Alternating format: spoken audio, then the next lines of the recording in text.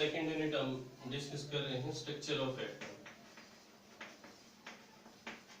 Structure of atom इस unit में हम एटम के बारे में डिटेल में डिस्कस करेंगे। सबसे पहले हम नोट करते हैं एटम क्या होता है। Atom which can not divide further called atom, जिसके हम और अधिक टुकड़े नहीं कर सकते, जिसको हम और ज्यादा डिवाइड नहीं कर सकते, उसको हम एटम कहेंगे। एटम एक वर्ड से बना है एटोमियो। इस वर्ड से बना है जिसका मतलब होता है अनकटेबल। अनकटेबल अनकटेबल और अनडिविजिबल। अनडिविजिबल मतलब जिसको डिवाइड ना किया जा सके और जिसको कट ना किया जा सके, उसको हम क्या कहेंगे? एटम कहेंगे। एटम सबसे पहले एटम को नोट किया था, एटम के हाइपोथेसिस को नोट किया था जॉन डाल्टन ने। John Dalton gave the hypothesis of atom, जिसमें हमने नोट किया था डाल्टन्स एटॉमिक थ्योरी को। डाल्टन्स एटॉमिक थ्योरी और हाइपोथेसिस भी कह सकते हैं। हाइपोथेसिस, इस हाइपोथेसिस के अनुसार मेन पोस्टुलेट्स को हमने नोट किया था। सबसे पहले हमने नोट किया था एटम्स आर अनडिविजिबल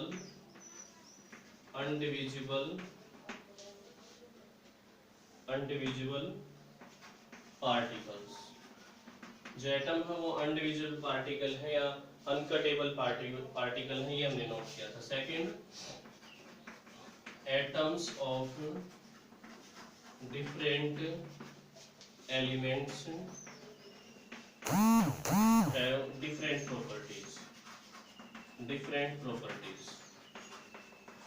प्रॉपर्टीज। मीन्स हमने नोट किया था कि प्रत्येक जो एलिमेंट है उसके जो एटम होते हैं उनमें हम नोट करेंगे कि डिफरेंट एलिमेंट की प्रॉपर्टी डिफरेंट होगी।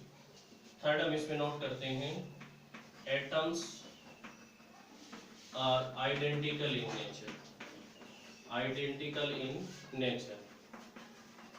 जो एटम हो वो आइडेंटिकल है नेचर में, उनकी जो प्रॉपर्टीज हैं वो आइडेंटिकल है। फिजिकल और केमिकल जो प्रॉपर्टीज हैं वो भी जो एटम है उसकी आइडेंटिकल है। इसके अलावा हम नोट कर सकते हैं atoms of different elements combined together to form compound and their properties are identical। Means हम नोट करते हैं कि जो एटम है, जब डिफरेंट एलिमेंट के जो एटम है वो कंबाइन करते हैं और उससे कंपाउंड फॉर्मेशन करते हैं तो उनकी प्रॉपर्टीज आइडेंटिकल होती हैं। नेक्स्ट हम इसमें नोट कर सकते हैं कि atoms neither be created nor be destroyed। Atom को ना तो क्रिएट किया जा सकता ना ही डिस्ट्रॉय किया जा सकता। आगे हम इसमें जो एटम है उसमें कुछ सब एटॉमिक पार्टिकल है उनको नोट कर रहे हैं। मीन्स लेटर ये पाया गया, some scientists observe that different subatomic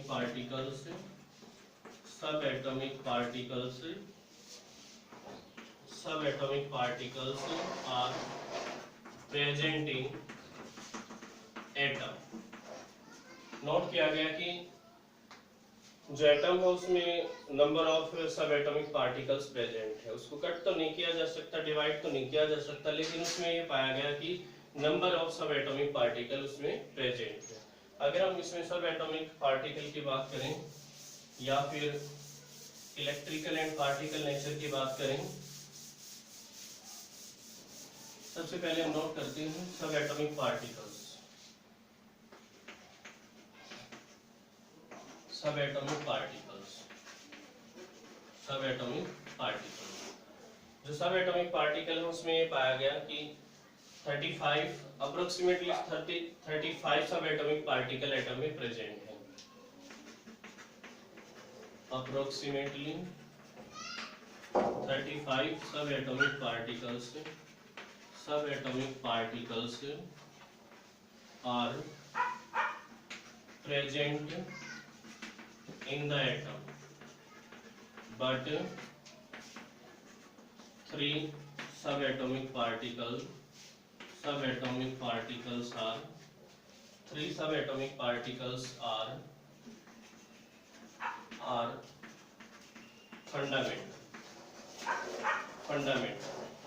means हम इसमें नोट करते हैं कि एटम में 35 सब एटॉमिक पार्टिकल्स प्रेजेंट थे, बट जो तीन जो सब एटॉमिक पार्टिकल है वो फंडामेंटल सब एटॉमिक पार्टिकल है, that are electron, proton and neutrons. That are electron, proton and neutrons. इन सब के बारे में हम डिटेल में डिस्कस करेंगे। पार्टिकल एंड इलेक्ट्रिकल नेचर की बात करते हैं। Particle and electrical nature.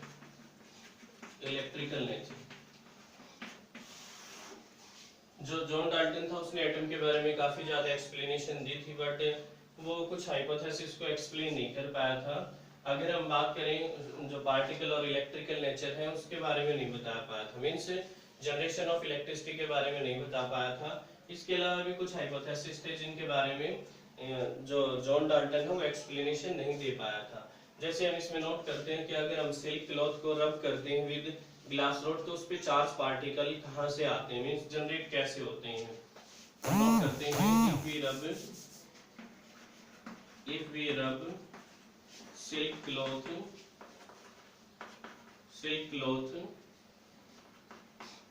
if we rub silk cloth with ebonite or glass rod, then some charge particles arises।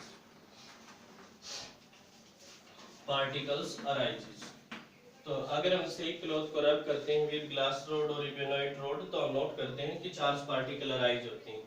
ये जो जनरेशन ऑफ चार्ज पार्टिकल है या इलेक्ट्रिसिटी है इसके बारे में जॉन डाल्टन कुछ नहीं बता पाया था। कुछ एक्सप्लेनेशन दी गई थी इलेक्ट्रिकल नेचर के अनुसार। जो इलेक्ट्रिकल नेचर है एंशिएंट ग्रीक्स के अनुसार नोट किया जाए तो जो सिल्क क्लॉथ है उसको अगर हम रब करते हैं ग्लास रोड पे तो उस दौरान चार्ज पार्टिकल जनरेट होते हैं, तो इससे जो एटम है उसकी इलेक्ट्रिकल नेचर का पता लगता है। इसके अलावा जो माइकल फेराडे हैं हम नोट करते हैं एंशिएंट जो ग्रीक्स थे